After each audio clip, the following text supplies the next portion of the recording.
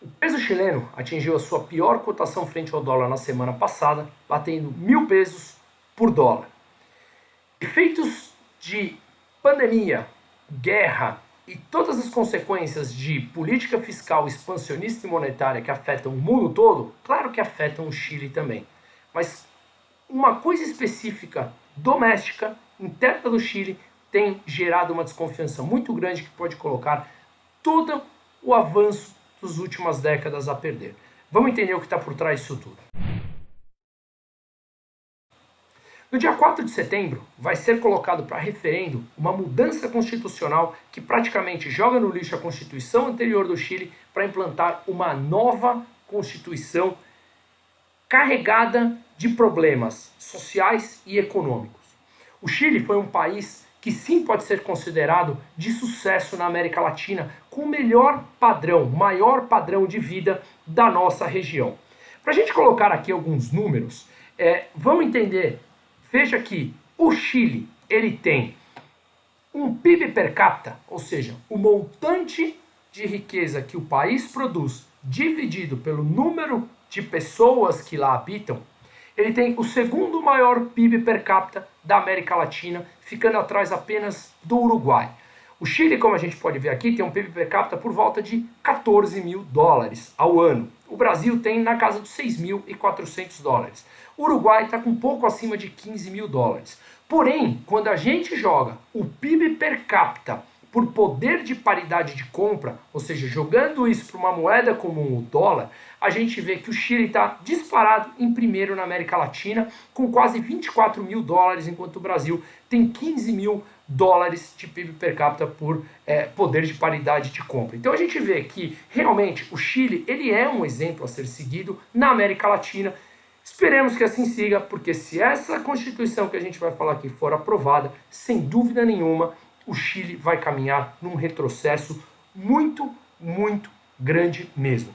O Chile cresceu acima da média dos países da América Latina nos últimos 20, 30 anos. A gente consegue colocar aqui nesse gráfico uma percepção entre o PIB per capita brasileiro e o chileno.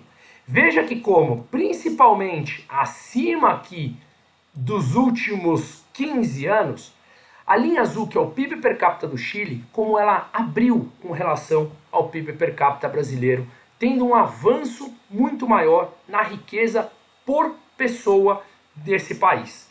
Isso aconteceu com os outros países também da América Latina. Então o Chile, de novo, aqui mostra dados como ele pode ser sim considerado exemplo a ser seguido nesses últimos anos. Tá?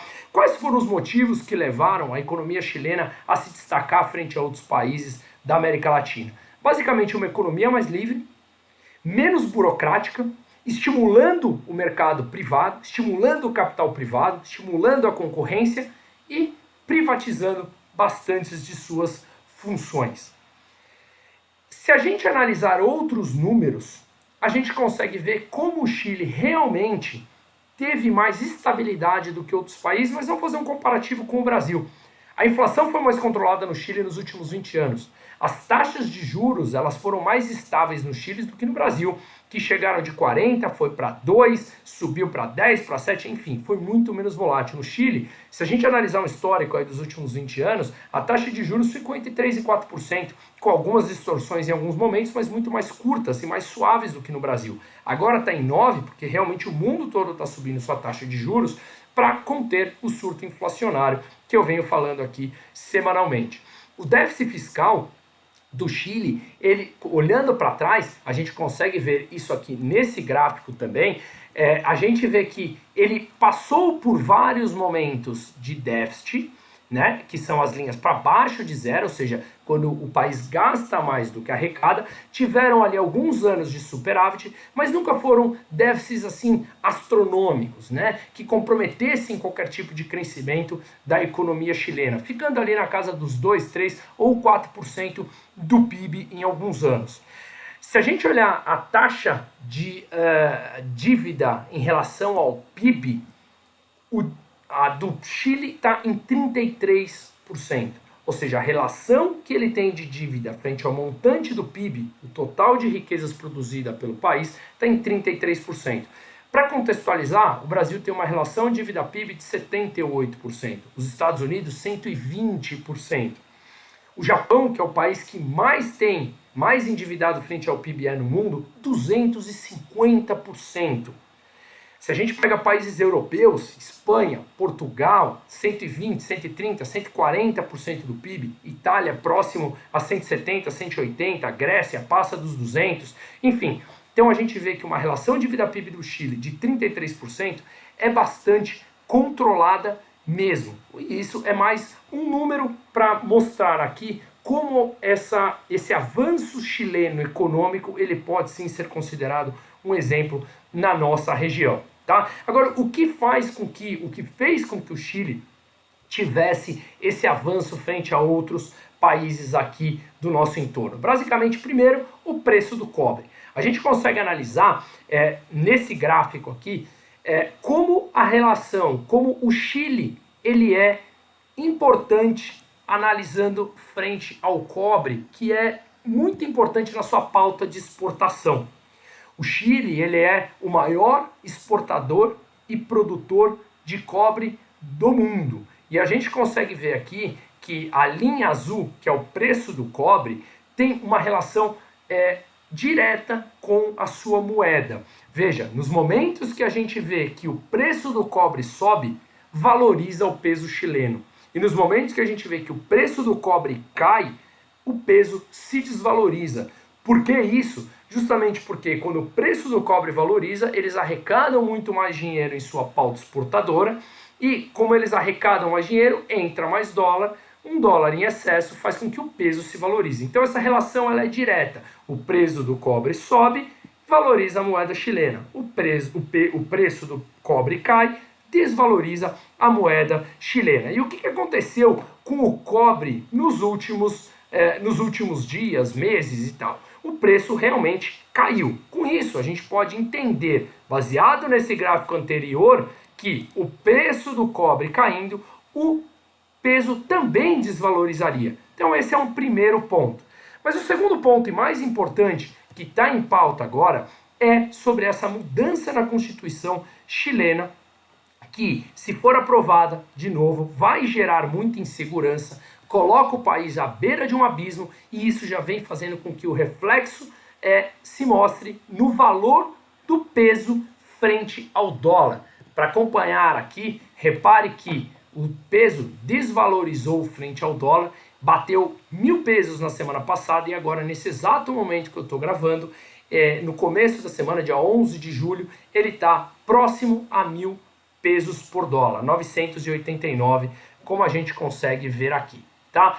Bom, colocando em contexto, a gente teve, em março, assumiu um novo presidente chileno chamado Gabriel Boric. Ele é um ex-líder estudantil ligado à extrema esquerda do país. Assim que ele assumiu, o Chile já vinha passando por problemas de 2019 e 2020, que houveram ali convulsões sociais dentro do país, e eles colocaram em pauta chamaram a Assembleia Constituinte para mudar a Constituição do país. Se essa nova Constituição for aprovada dia 4 de setembro, seria considerada, ou será considerada, esperemos que não, uma refundação do Chile.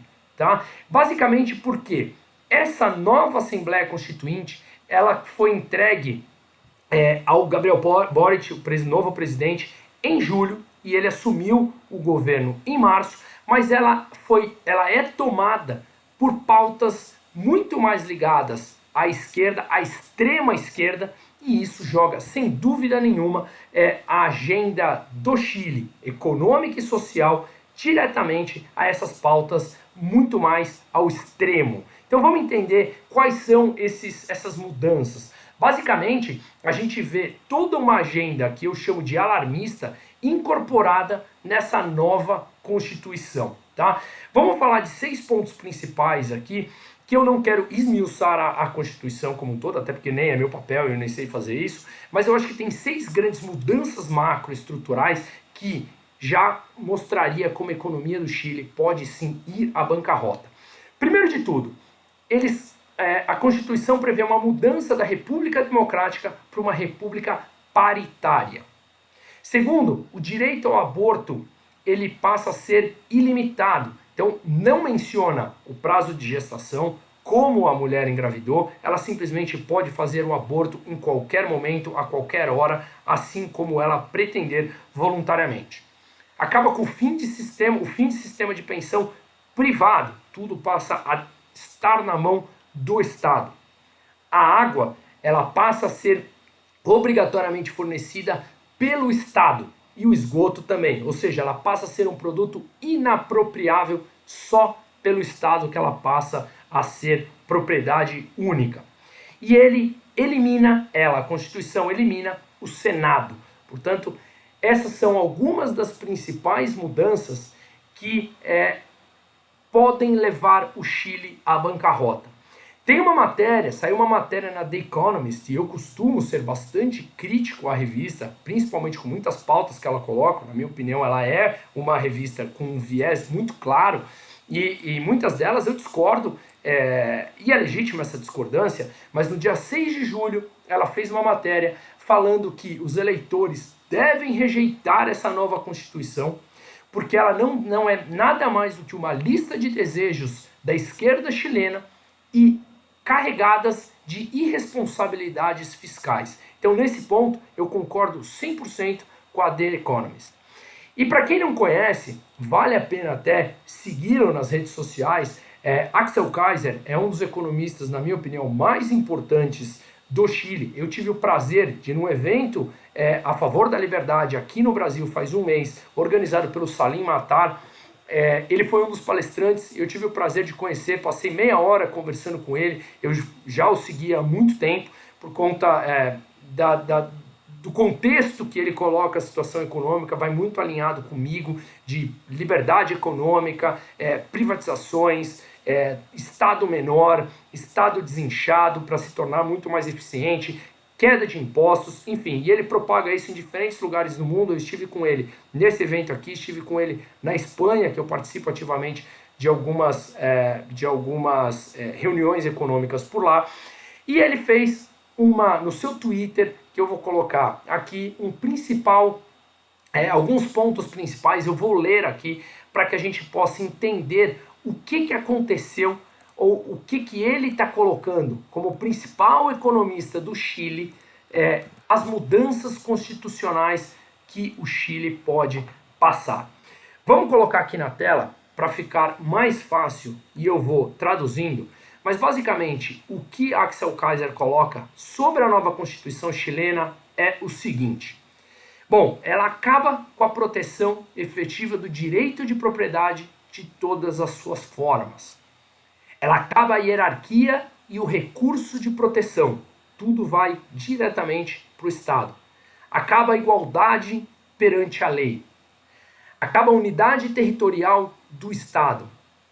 Acaba com a polícia chilena, que é o Carabineiros do Chile. Ela tira o poder da polícia chilena, sempre colocando na mão do executivo.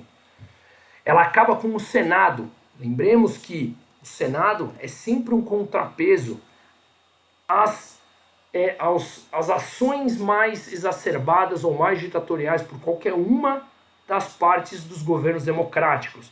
O executivo, o legislativo e o judiciário têm que ser independentes para o país manter o mínimo de decência democrática e manter independência entre as partes. Aqui ele praticamente acaba com o Senado, não praticamente, e passa a ter muito mais poder no executivo.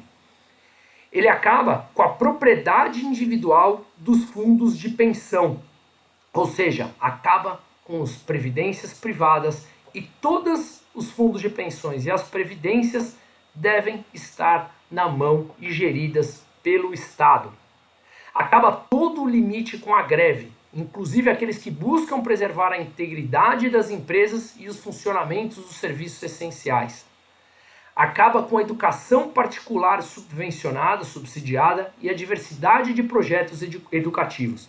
Aqui vale uma pausa, um parênteses, para a gente falar que a educação privada no Chile, ela tem hoje bastante independência de poder gerir os seus próprios alunos. Ele tem um poder independente de projetos em que a escola privada, as universidades privadas podem passar aos seus alunos. Isso basicamente acaba e coloca tudo na mão do Estado novamente. Ela acaba a exigência especial para criar empresas estatais. Basicamente, o poder ilimitado na mão do executivo para criar empresas estatais, e a gente sabe o que isso acontece. Cabide de empregos, ineficiências, gastos públicos inchados. Ele acaba com o sistema eleitoral imparcial. Acaba com o Banco Central com mandato único e com independência garantida. Não existe país no mundo que não tenha um Banco Central independente, um país desenvolvido que não tenha um Banco Central independente, que foi um dos marcos institucionais de avanços do Brasil nesse governo, esse dentre muitos, o Banco Central se tornar independente e não refém ou escravo do Poder Executivo. Acaba a liberdade de direção empresarial. Acaba o Tribunal Constitucional. Veja que acabou o Senado e você aparelha totalmente o Judiciário. Acaba a aplicação neutra do direito para introduzir um enfoque de gênero. Basicamente, as decisões judiciais têm que usar linguagem neutra e ela acaba essa aplicação neutra para usar um enfoque de gênero ao extremo, como eu falei. Ela acaba com a iniciativa exclusiva do presidente na matéria de seguridade social. Acaba qualquer limite ao aborto. Acaba com o ser humano como único titular de direitos. A natureza, e isso consta nessa Constituição, que a natureza tem o mesmo direito que um ser humano. Então ela acaba com o direito individual dos seres humanos, dos chilenos no geral.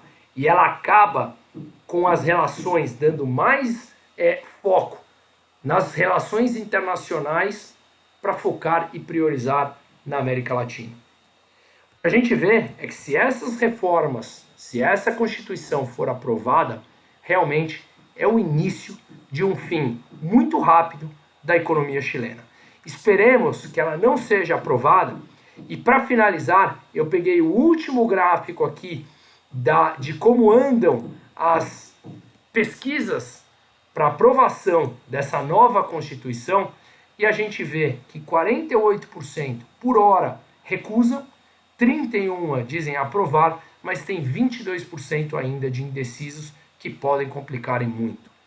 Torcemos para que isso não seja aprovado, senão será o fim de uma economia e de avanços e mais uma população que vai, infelizmente, sofrer os danos que muitas vezes são ou irreversíveis ou que demoram longas décadas para se recuperar.